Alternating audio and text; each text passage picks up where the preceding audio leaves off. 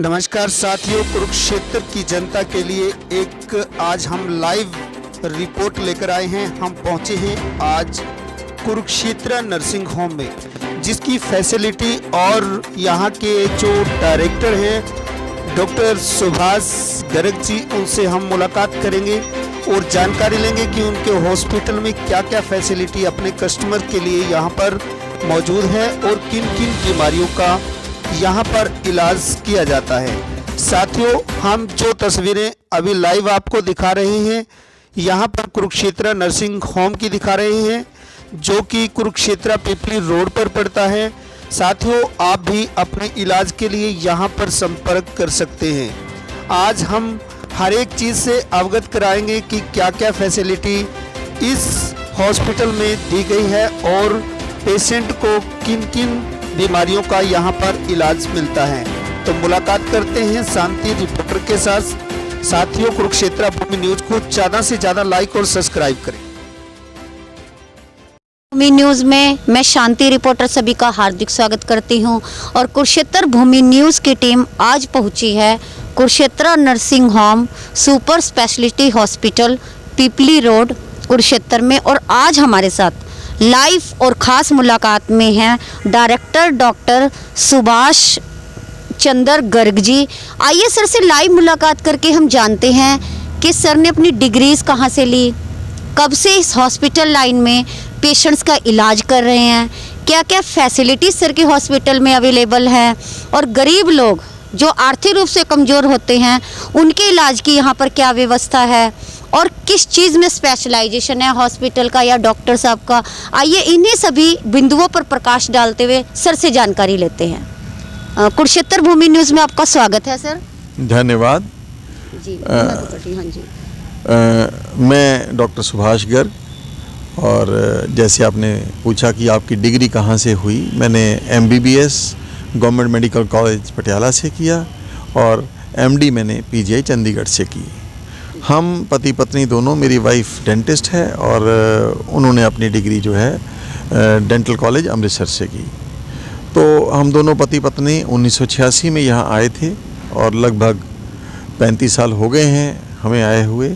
और अब हम ये नहीं कह सकते कि हम बाहर से आए थे। 35 साल में तो कुरुक्षेत्र का ही इंसान हो जाता है। बड़ी छोटी सी हमने 3 कमरों के एक किराए पे लिए थे सैनी समाज में, वहीं से हमने अपनी मेहनत करी और उसके बल पर और कुरुक्षेत्र के लोगों का अथाह प्यार और सत्कार और योगदान की वजह से आज हम कुरुक्षेत्र में एक अच्छा सुपर स्पेशलिटी हॉस्पिटल बनाने में कामयाब हो गए हैं। मैं फिजिशियन हूँ। हर फिजिशियन हार्ट का इलाज करता है और मैंने भी यहाँ कुरुक्षेत्र में हार्ट के इलाज से ही अपना कैरियर शुरू किया था। लेकिन इसके साथ साथ मैं एंडोस्कोपी, ब्रोंकोस्कोपी, EG, डायलिसिस, ये सारी विधाएँ बखूबी से मैं निभाता हूँ। लेकिन अब क्योंकि हॉस्पिटल मल्टी सुपर स्पेशलिटी हो गया है तो हमारे पास कार्डियोलॉजिस्ट भी हैं, हमारे पास लेप्रोस्कोपिक सर्जन भी हैं, हमारे पास ऑर्थोपेडिक सर्जन भी हैं, गायनेकोलॉजिस्ट भी हैं और हम सब तरह का इलाज अब देने में लोगों को सक्षम है। मतलब आप ये कह सकते हो कि अगर कोई भी किसी भी तरह प्रकार का पेशेंट हमारे हॉस्पिटल में आता है तो उसको मल्टी डॉक्टर्स का इलाज मुहैया कराया जा सकता है। बहुत अच्छी सर आपने हमें जानकारी दी। तो सर, जो आर्थिक रूप से कमज़ोर लोग हैं, जो हमारा वर्ग है, हमारे समाज की कड़ी है वो, तो उनके लिए सर यहाँ पर आयुष्मान कार्ड की फैसिलिटी या जो हरियाणा सरकार की जो योजनाएं होती है इलाज के लिए या और किसी टाइप की जो फैसिलिटी होती है, क्या वो उन्हें मिल पाती है और उनको पूरा सुचारू रूप से कंप्लीट इलाज मिल पाता है? जी हाँ, हम आयुष्मान भारत या सरकार की जो भी स्कीम्स हैं गरीबों के लिए, हम उनकी पालना करते हैं और उनके तहत लोगों का इलाज करने की पुरजोर कोशिश करते हैं। मैं तो इतना कह सकता हूँ कि पूरे कुरुक्षेत्र में लगभग 1/3, फाइनेंशियली तो नहीं होगा, शायद पैसे तो लोग ज़्यादा कमा रहे होंगे, लेकिन 1/3 जो पेशेंट्स हैं आयुष्मान के, वो सिर्फ हमारे हॉस्पिटल्स में ही, हमारे हॉस्पिटल में इलाज पाते हैं आयुष्मान योजना के तहत। इसके अलावा हरियाणा सरकार के पैनल पे हैं और तमाम छोटी बड़ी सरकारी गैर सरकारी इंश्योरेंस कंपनियों के पैनल पे हमारा हॉस्पिटल है, क्योंकि हमने इस हॉस्पिटल को NABH करा रखा है। NABH एक संस्था है, क्वालिटी काउंसिल ऑफ इंडिया है, जो एक गुणवत्ता की मोहर है। जो हॉस्पिटल NABH हो जाता है उसकी गुणवत्ता जो है वो अक्षुण और ऐसी हो जाती है कि लोग उसको मानते हैं कि हाँ वाकई ये बहुत अच्छा हॉस्पिटल है। जी जी सर, आप बधाई के पात्र हैं। आपकी मेहनत रंग लाई है। इतने सालों के संघर्ष में आपने इतनी अच्छी, छोटे से हमारे शहर में, छोटा शहर ही कहेंगे, कुरुक्षेत्र धार्मिक स्थलों की नगरी है, और इस नगरी के मध्य होते हुए आपने अपनी सेवाओं के द्वारा आम जन के लिए या वैसे लोगों के लिए, पेशेंट्स के लिए इतनी अच्छी सुविधाएं यहाँ पर उपलब्ध करवाई हुई हैं। कृपया और थोड़ी जानकारी दें हमें। बाकी तो जो भी हमारे पास पेशेंट्स आते हैं, आज तक मैंने कभी भी किसी पेशेंट के साथ मेरी शायद पैसों के लिए तकरार नहीं हुई है। कई बार पेशेंट ऐसे भी आते हैं जो बिल्कुल ही कुछ भी नहीं लेके आते, लेकिन काम फिर भी करना पड़ता है, काम कर देते हैं। और जो लोग पैसा दे सकते हैं उनके लिए मैंने बहुत अच्छी सुविधाएं भी दे रखी हैं कि एयर कंडीशन कमरे भी हैं, गर्मी सर्दी एयर कंडीशन रहते हैं। जो पैसे दे सकते हैं उनके लिए भी सुविधाएं हैं, लेकिन जो मेरे जनरल वार्ड हैं उनमें भी एयर कंडीशनर लगे हुए हैं, ताकि जो गरीब आदमी भी आता है वो भी कम से कम एक अच्छी फैसिलिटी में बैठ के काम। तो सर, इतना भव्य हॉस्पिटल है, एक से एक अच्छी फैसिलिटी है, एडवांस फैसिलिटी अवेलेबल है, आपका स्ट्रक्चर बहुत अच्छा है यहाँ पर। तो सर, इन्हीं सभी चीज़ों को ध्यान में रखते हुए क्या हॉस्पिटल मैनेजमेंट या आपके द्वारा कोई कैंप, ब्लड डोनेशन कैंप है, या किसी तरह के हार्ट स्पेशलिस्ट कैंप है, या किसी तरह के कैंप का भी यहाँ पर अरेंजमेंट किया जाता है? जी हाँ, हम कोरोना से पहले तो रेगुलरली 2004 से शुगर का कैंप लगा रहे थे, जो कि मेरे को लगता है कि रिकॉर्ड ही होगा कि 15-16 साल निर्बाध कैंप चला। कोरोना काल में भी हमने कैंप तो नहीं लगाया, लेकिन जो पहले इतवार को लोग आ जाते थे कि हमने शुगर टेस्ट करानी है, तो उनका हम उसी तरह से फ्री में शुगर टेस्ट कर दिया करते थे। इसके अलावा फेफड़े के रोगों का कैंप हर महीने के दूसरे इतवार को होता है। EEG का, नेफ्रोलॉजी का कैंप भी हर महीने के दूसरे इतवार को हम लगाते रहे हैं। अब हमारे पास ब्लड बैंक भी आ गया है, तो ब्लड बैंक के हम कैंप तो नहीं लगाते, लेकिन हम क्या करते हैं कि जो संस्थाएं ब्लड डोनेट करना चाहती हैं उनको समय दे देते हैं कि भाई एक बंदे ने 10 बजे आना है, एक ने 10:30 बजे आना है। इस तरीके से डिस्टेंसिंग रख के हम उनसे ब्लड डोनेशन करवाते हैं। और इस ब्लड बैंक की खासियत ये है कि हम कभी भी जब पेशेंट को किसी को ब्लड की या ब्लड कंपोनेंट की ज़रूरत पड़ती है, हम ब्लड डोनेशन नहीं मांगते उस टाइम। उसको क्या ज़रूरत है, अगर तुम्हारे पास कभी डोनर हो तो हमें दे जाना ब्लड, अच्छा रहेगा कि अगर आप ब्लड दोगे। लेकिन अगर आपके पास नहीं है तो जितना भी ब्लड आपको चाहिए वो मुहैया कराने को तैयार। अभी पीछे एक वाक़या हुआ था, जब कोई दूसरे हॉस्पिटल का वाक़या है कि वहाँ पे एक पेशेंट एडमिट हुआ था जिसकी बड़ी सर्जरी हुई थी, कोई फौजदारी केस हो गया था, तो वहाँ पे 12 बोतल खून की ज़रूरत पड़ी। तो हमने 12 के 12 बोतल खून उस हॉस्पिटल को मुहैया कराया और उस मरीज़ की जान बचाने में वो हॉस्पिटल सफल हो सका। बहुत अच्छी सर आपने हमें जानकारी दी, पुण्य का कार्य किया गया हॉस्पिटल मैनेजमेंट के द्वारा, बहुत अच्छी सर जानकारी दी।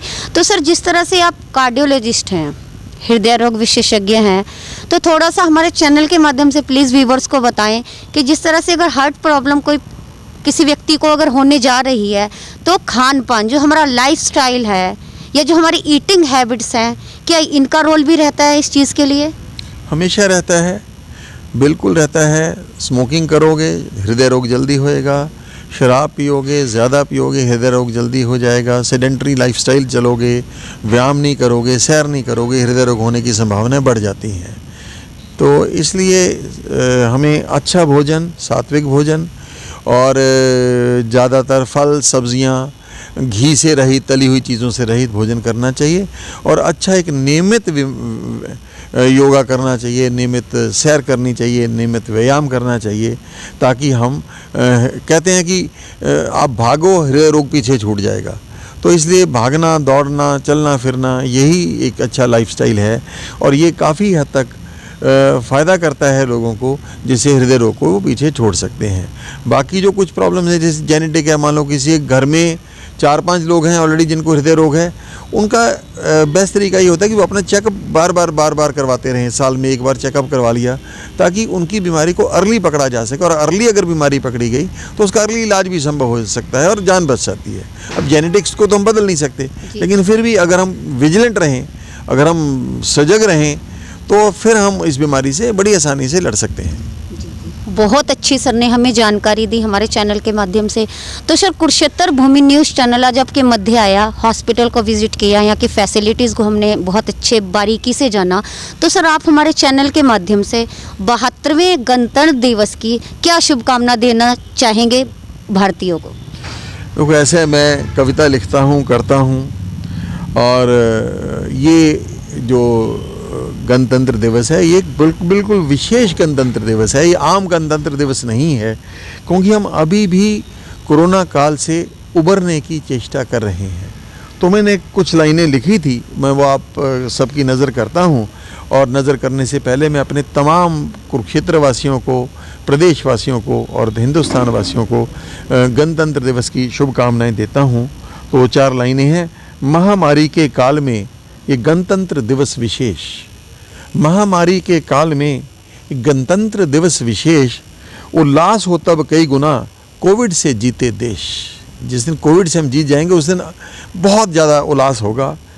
किसान उद्वेलित देश का, देखो अब ट्रैक्टर चल रहे हैं यहाँ पे, किसान उद्वेलित देश का उसका भी रहे ख्याल। ट्रैक्टर निकले धूम से न मचे कोई बवाल, उसको करने दो, उसको रैली निकालने दो, वो इस देश का बाशिंदा है। लेकिन किसी किस्म की उनकी सुरक्षा में कोताही नहीं होनी चाहिए।